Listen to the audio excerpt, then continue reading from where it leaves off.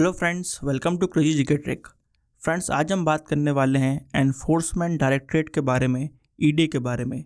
Friends, recently हमने देखा है कि ईडी का ऑफिस काफ़ी न्यूज़ में रहा और इसको लेकर हमको इंडिया में एक पॉलिटिकल कंट्रोवर्सी भी देखने को मिलती है।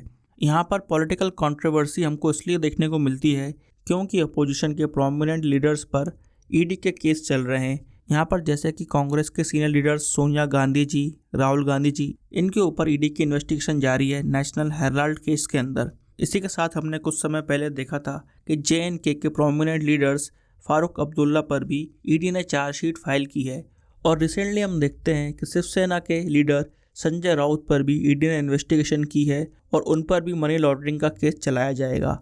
इसी बात को देखते हुए अपोजिशन लीडर्स ने यह बोला है कि गवर्नमेंट यहाँ पर ईडी का मिसयूज़ कर रही है और यहाँ पर पॉलिटिकल वेंडेटा लेने की कोशिश करी जा रही है एनडीए गवर्नमेंट द्वारा। तो फ्रेंड्स, यहाँ पर आज हम ईडी के ऑफिस के बारे में बात करेंगे। यहाँ पर हम देखेंगे कि एनफोर्समेंट डायरेक्टरेट किस तरह काम करता है, कौन से एक्ट्स हैं जिसके थ्रू एनफोर्समेंट डायरेक्टरेट काम करता है, रिसेंटली जो prevention of money laundering act में अमेंडमेंट्स हुए हैं उसको लेकर क्या इशूज़ हैं, सुप्रीम कोर्ट ने इसके बारे में क्या कहा है, और लास्ट में फ्रेंड्स यहाँ पर क्या वे आउट हो सकता है, इन सब के बारे में आज हम बात करने वाले हैं। आइए सबसे पहले बात करते हैं एनफोर्समेंट डायरेक्टरेट की। अगर हम एनफोर्समेंट डायरेक्टरेट के बैकग्राउंड की बात करें तो सबसे पहले हमको एनफोर्समेंट यूनिट का गठन होते हुए दिखता है 1 मई 1956 में, और उस समय ये डिपार्टमेंट ऑफ इकोनॉमिक अफेयर्स के अंदर आता था। और उस समय एनफोर्समेंट यूनिट का ये काम था कि जो भी उल्लंघन हो रहा है फॉरेन एक्सचेंज रेगुलेशन एक्ट का, उसको देखना और उसके तहत कार्रवाई करना। उसके बाद हम देखते हैं कि 1957 में इस यूनिट का नाम एनफोर्समेंट डायरेक्टरेट कर दिया गया। कुछ समय के लिए फ्रेंड्स, 4 सालों के लिए 1973 से लेकर 1977 तक enforcement directorate department of personal and administrative reforms के अंदर काम करता है। और फिलहाल enforcement directorate department of revenue ministry of finance के अंदर काम करता है। यहाँ पर अगर हम बात करें कि कौन से कानून हैं जिसके तहत ईडी इन्वेस्टिगेशन करता है, तो आइए उनके बारे में देख लेते हैं। यहाँ पर सबसे इम्पॉर्टेंट कानून जो इस वक्त है वो है prevention of money laundering act 2002। Friends, ये एक्ट आया 2002 में था और लागू 2005 में हुआ है। उसके बाद हम देखते हैं फ्यूजिटिव इकोनॉमिक ऑफेंडर्स एक्ट 2018। उसके बाद फ्रेंड्स है फॉरेन एक्सचेंज मैनेजमेंट एक्ट या फिर फॉरेन एक्सचेंज रेगुलेशन एक्ट। ये 3 बेसिक एक्ट्स हैं जिसके तहत ईडी काम करता है और इकोनॉमिक ऑफेंसेस को इन्वेस्टिगेट करता है। ईडी के रेफरेंस में हम बहुत बार एक टर्म सुनते हैं, मनी लॉन्ड्रिंग। आइए इस टर्म को थोड़ा समझ लेते हैं, आखिरकार मनी लॉन्ड्रिंग क्या होती है इसके बारे में जान लेते हैं। मनी लॉन्ड्रिंग के अंदर हमको 3 प्रोसेस देखने को मिलती हैं, प्लेसमेंट, लेयरिंग और इंटीग्रेशन। आइए इन तीनों प्रोसेस को एक एक करके समझते हैं। यहाँ पर जब कोई भी इलीगल एक्टिविटी से, कोई भी क्राइम से अगर कोई पैसा कमाया जाता है या ब्लैक मनी कमाई जाती है तो उसको बोलते हैं डर्टी मनी। यहाँ पर जो लोग इलीगल तरीके से पैसा कमा रहे हैं वो चाहते हैं कि उस पैसे को वो लीगलाइज कर सकें किसी तरीके से, इसलिए उस पैसे को वो फाइनेंशियल सिस्टम में डालते हैं जिसको बोला जाता है प्लेसमेंट। और यहाँ पर उस पैसे को इस तरह से घुमाया जाता है, इस तरह से ट्रांसफ़र करा जाता है ताकि उसकी सोर्स पता ना चले, इसको बोला जाता है लेयरिंग। और यहाँ पर जब पैसे की ओरिजिनल सोर्स को छुपा दिया जाता है तो उस पैसे को लगाया जाता है फाइनेंशियल सिस्टम में कुछ एसेट्स खरीदने के लिए, जिसको बोला जाता है इंटीग्रेशन। तो फ्रेंड्स, जब इलीगल मनी को लीगल बनाया जाए तो उस प्रोसेस को बोला जाता है मनी लॉन्ड्रिंग, और इन्हीं केसेस को इन्वेस्टिगेट करता है एनफोर्समेंट डायरेक्टरेट। इन सब एक्ट्स के अलावा ईडी कोफे फोसा के अंदर भी इन्वेस्टिगेट कर सकती है। कोफे फोसा होता है conservation of foreign exchange and prevention of smuggling activities 1974 act, जहाँ पर ईडी किसी को भी प्रिवेंटिव डिटेंशन में डाल सकती है। प्रिवेंटिव डिटेंशन का ये मतलब होता है कि अगर ईडी को यहाँ पर लगता है कि कोई व्यक्ति फॉरेन एक्सचेंज मैनेजमेंट एक्ट के अंतर्गत आने वाले समय में कुछ इलीगल एक्टिविटी या कुछ इलीगल फंड ट्रांसफ़र कर सकता है या किए होंगे, ये शक होता है, तो उनको वो एहतियातन तौर पर अरेस्ट कर सकते हैं, डिटेन कर सकते हैं। तो बेसिकली यहाँ पर फॉरेन एक्सचेंज मैनेजमेंट एक्ट का काम ये होता है कि जब बाहर से पैसा इंडिया में आता है या फिर इंडिया से पैसा जब बाहर जाता है तो वो सही रास्ते से आए और सही रास्ते से जाए, इसकी जांच की जाती है फॉरेन एक्सचेंज मैनेजमेंट एक्ट के अंदर। आइए फ्रेंड्स, अब हम बात करते हैं सबसे इम्पॉर्टेंट जो एक्ट है यहाँ पर, prevention of money laundering act के बारे में। ये एक्ट आया 2002 में था और लागू हुआ 2005 में। इसका काम ही है कि इंडिया में मनी लॉन्ड्रिंग को रोका जाए। फ्रेंड्स, मनी लॉन्ड्रिंग की वजह से बहुत सारे क्राइम्स बढ़ते हैं, जैसे कि ड्रग ट्रैफिकिंग हुई, ह्यूमन ट्रैफिकिंग हुई, ऑर्गेनाइज क्राइम होना, टेररिस्ट एक्टिविटी होना, ये सब भी काफ़ी बढ़ते हैं जब भी मनी लॉन्ड्रिंग होती है। इसको लेकर इंटरनेशनल कन्वेंशंस भी हैं, जैसे कि United nation convention against illicit traffic in narcotics, drugs and psychotropic substance. इसी के साथ फाइनेंशियल एक्शन टास्क फोर्स, जिसका गठन हुआ था G7 समिट जो हुई थी पेरिस में 1989 में, उसने भी मनी लॉन्ड्रिंग को लेकर अपनी चिंता व्यक्त की थी। साथ में यहाँ पर UN convention against transnational organised crimes of 2000, जिसको हम पैलेर्मो कन्वेंशन भी बोलते हैं। इन सब इंटरनेशनल कन्वेंशन को देखते हुए इंडिया ने prevention of money laundering act बनाया था, ताकि वो इंटरनेशनल लॉ से कंप्लाई कर सके और यहाँ पर मनी लॉन्ड्रिंग जैसी एक्टिविटी को रोक सके। PMLA एक्ट का सेक्शन 3 डिफाइन करता है कि मनी लॉन्ड्रिंग क्या होती है। इसकी डेफिनेशन में क्लैरिफिकेशन ऐड किया गया था 2019 के अमेंडमेंट में, और भी बहुत सारे अमेंडमेंट्स हुए हैं इसके अंदर, जिसको लेकर कंट्रोवर्सी होती है। इसके बाद जो एक और एक्ट बनाया इंडिया ने, वो था फ्यूजिटिव इकोनॉमिक ऑफेंडर्स एक्ट 2018। यहाँ पर ED उन केसेस में इन्वेस्टिगेट करता है जहाँ पर जो इकोनॉमिक ऑफेंडर्स हैं, जिन लोगों ने इंडिया में कुछ स्कैम किया है, गमन किया है, या फिर लोन लेकर पैसे वापस नहीं किए हैं, या फिर किसी भी तरीके की फाइनेंशियल इरेगुलरिटीज़ देखने को मिलती हैं और उनका अमाउंट अगर 100 करोड़ से ज़्यादा है, तो फिर ED यहाँ पर इन्वॉल्व होता है और फ्यूजिटिव इकोनॉमिक ऑफेंडर्स एक्ट के तहत कार्रवाई करता है। तो फ्रेंड्स, ये सब एक्ट्स हैं जिनके तहत ED इन्वेस्टिगेट करता है। आइए अब बात करते हैं कि क्राइम होने के बाद किस स्टेज पर ED इन्वॉल्व होता है।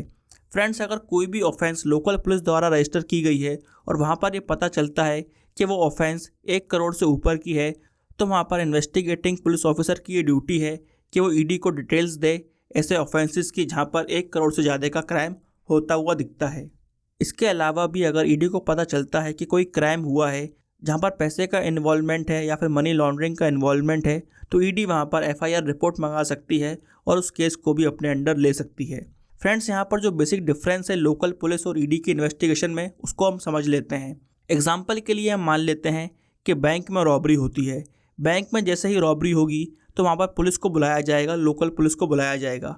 लोकल पुलिस आकर इन्वेस्टिगेट करेगी कि कितने अमाउंट की चोरी हुई है और किसने वो चोरी की है। फ्रेंड्स, यहाँ पर अगर लोकल पुलिस उस अमाउंट को रिकवर कर लेती है तो फ्रेंड्स वो केस वहीं क्लोज हो जाएगा। मगर अगर ऐसा होता है कि पुलिस यहाँ पर अमाउंट रिकवर नहीं कर पाती है और यहाँ पर अगर पुलिस को पता चलता है कि चोरों ने जो अमाउंट लिया था वो अमाउंट उसने किसी और को दे दिया है और उस आदमी ने उस अमाउंट को कहीं और इन्वेस्ट कर दिया है, या फिर उस अमाउंट से कोई प्रॉपर्टी खरीद ली है, किसी और जगह वो अमाउंट चला गया है, तो यहाँ पर कहीं ना कहीं मनी लॉन्ड्रिंग हो चुकी है उस अमाउंट की। तो इस जगह फ्रेंड्स ED आती है, क्योंकि ED का ये एक्सपर्ट एरिया है। यहाँ पर ED पता करेगी कि वो अमाउंट कहाँ से आया था, कहाँ गया और इस वक्त कहाँ है वो अमाउंट, किस तरह से वो अमाउंट ट्रेल हुआ, वो अमाउंट ट्रांसफ़र हुआ, ये सब काम यहाँ पर ED का है। ये डिफरेंस होता है लोकल पुलिस और ED की इन्वेस्टिगेशन में। ED पता करती है कि कहाँ से पैसा चालू हुआ था और इस वक्त पैसा कहाँ पर है। Prevention of money laundering act का सेक्शन 16 और सेक्शन 17 ED को ये पावर देता है कि वो किसी भी प्रॉपर्टी को सर्च कर सकती है और उसको सीज कर सकती है।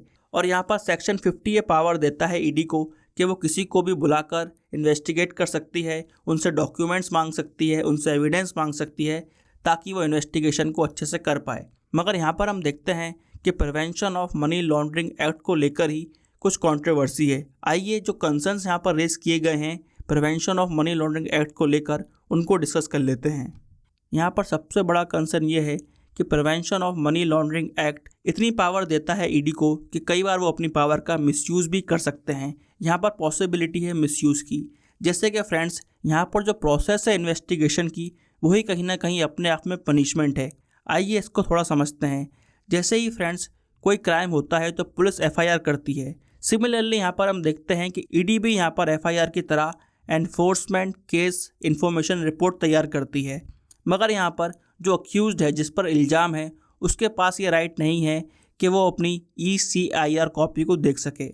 सेकंड इशू यहाँ पर यह है कि जब भी किसी पर आरोप लगता है कि उसने वो क्राइम किया है जनरल लॉ के तहत, तो उसको इनोसेंट माना जाता है जब तक कोर्ट उसको दोषी करार ना कर दे। मगर prevention of money laundering act के अंदर हम ये देखते हैं कि यहाँ पर जिस पर आरोप लगाए गए हैं उसकी ये जिम्मेदारी है कि वो अपने आप को इनोसेंट प्रूव करे और यहाँ पर पहले दिन से उसको गिल्टी मानकर इन्वेस्टिगेशन की जाती है। तो ये भी एक इशू है जिसकी वजह से हम देखते हैं कि जो पूरा प्रोसेस होता है इन्वेस्टिगेशन का वही अपने आप में पनिशमेंट है। तीसरा इशू यहाँ पर हम ये देखते हैं कि section 63 of prevention of money laundering act ये बोलता है कि जिस पर भी आरोप लगा है वो यहाँ पर बाध्य है कि वो अपने खिलाफ भी एविडेंस दे और जो भी डॉक्यूमेंट उससे मांगे जा रहे हैं भले उसके खिलाफ हों चाहे नहीं हो वो उसको जबरन यहाँ पर पेश करने पड़ सकते हैं। ये प्रोविज़न कहीं ना कहीं the right against self incrimination को वायलेट करता है। फ्रेंड्स, ये राइट हमको फंडामेंटल राइट्स के अंदर आर्टिकल 20 के अंदर देखने को मिलती है। यहाँ पर बेसिकली ये अधिकार दिया गया है कि किसी भी व्यक्ति को उसके खिलाफ एविडेंस देने के लिए आप बाध्य नहीं कर सकते। तो ये भी एक इशू हमको देखने को मिलता है ईडी के अंदर। और लास्ट इशू हम देखते हैं ईडी की इनएफिशिएंसी का।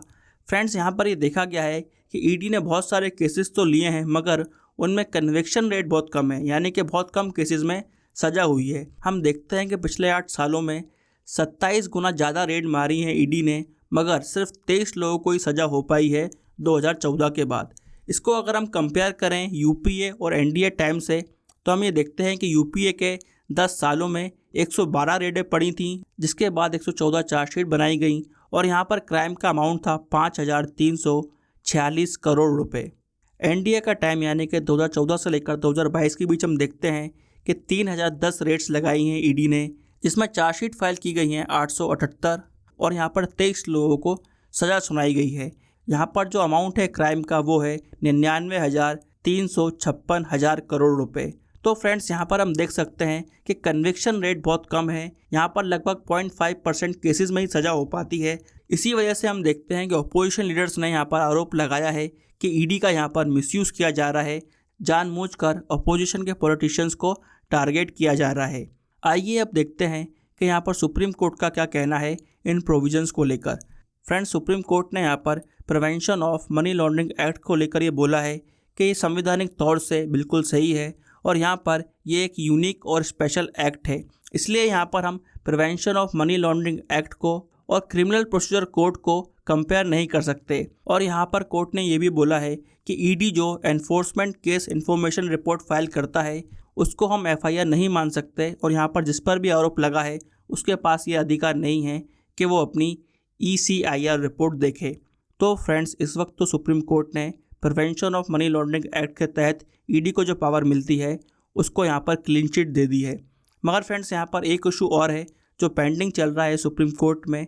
वो ये है कि जब सरकार ये बिल लेकर आई थी तो इसको एज अ मनी बिल लेकर आई थी, इसलिए यहाँ पर इसको लेकर भी केस चल रहा है और उस पर अभी कोर्ट का जजमेंट आना बाकी है। आइए फ्रेंड्स, अब हम बात करते हैं कि यहाँ पर क्या वे आउट हो सकता है। फ्रेंड्स, कोई भी संवैधानिक संस्था में चेक्स और बैलेंसेस होना ज़रूरी है, इंटरनल और एक्सटर्नल दोनों। यहाँ पर यह बात रियलाइज़ करना चाहिए कि ईडी के पास इतनी पावर है कि उसका मिसयूज़ भी हो सकता है। तो यहाँ पर बहुत ज़रूरी होता है कि सावधानी बरती जाए जब भी ऐसे एक्ट्स के अंदर काम करा जाता है। यहाँ पर जो इन्वेस्टिगेशन प्रोसेस है वही कहीं अपने आप में पनिशमेंट ना बन जाए, इस बात को जानना भी ज़रूरी है। यहाँ पर एक्सपर्ट्स का यह कहना है कि ईडी को इतनी पावर इसलिए दी गई है ताकि मनी लॉन्ड्रिंग को रोका जा सके। और यहाँ पर ईडी का कन्विक्शन रेट जब 0.5% है, जब आरोप सिद्ध नहीं हो पाता है, मेजॉरिटी केसेस में 99% केसेस में आरोप सिद्ध नहीं हो पाता है, तो इतनी पावर का मिसयूज़ होने के चांस बढ़ जाते हैं। और यहाँ पर इतनी पावर इसलिए दी गई है ताकि केस जल्दी से जल्दी सॉल्व हो सकें, जल्दी से जल्दी केस ख़त्म हो सके और जजमेंट आ सके। मगर जब केस लंबा चलता है तो कहीं ना कहीं इन्वेस्टिगेशन प्रोसेस ही सज़ा बन जाती है, जिसको लेकर यहाँ पर अपोजिशन सवाल उठा रहा है। और फ्रेंड्स, यहाँ पर ये ज़रूरी है कि समय समय पर ईडी के ऑपरेशंस को स्क्रूटनाइज करा जाए, यानी कि यहाँ पर ये जांच पड़ताल की जाए कि जो भी एक्शन यहाँ पर ईडी लेता है उसका इम्पैक्ट क्या होता है। यहाँ पर जो हम मनी लॉन्ड्रिंग को रोकना चाहते हैं क्या उसको हम रोक पा रहे हैं कि नहीं, कितना इफेक्टिवनेस यहाँ पर हमको देखने को मिलती है, क्या यहाँ पर कुछ चेंज करने की ज़रूरत है। इन चीज़ों को लेकर भी समय समय पर सोचना ज़रूरी है, क्योंकि फ्रेंड्स मनी लॉन्ड्रिंग रोकना बहुत इंपॉर्टेंट इशू है। मनी लॉन्ड्रिंग से बहुत सारे क्राइम्स बढ़ते हैं जो कहीं ना कहीं देश को अंदर से खोखला करते हैं। तो मनी लॉन्ड्रिंग रोकने के लिए ये जो स्ट्रॉन्ग कानून बनाए गए हैं इनका मिसयूज़ ना हो, इस बात को देखना भी गवर्नमेंट का काम है। फ्रेंड्स, यहाँ पर हमने एनफोर्समेंट डायरेक्टरेट के बारे में बहुत डिटेल्ड डिस्कशन किया है। आई होप आपको ये वीडियो इन्फॉर्मेटिव लगा होगा। ऐसे ही वीडियो देखने के लिए इस वीडियो को लाइक करें, शेयर करें और हमारे चैनल को सब्सक्राइब करें। Till then friends, bye bye and take care.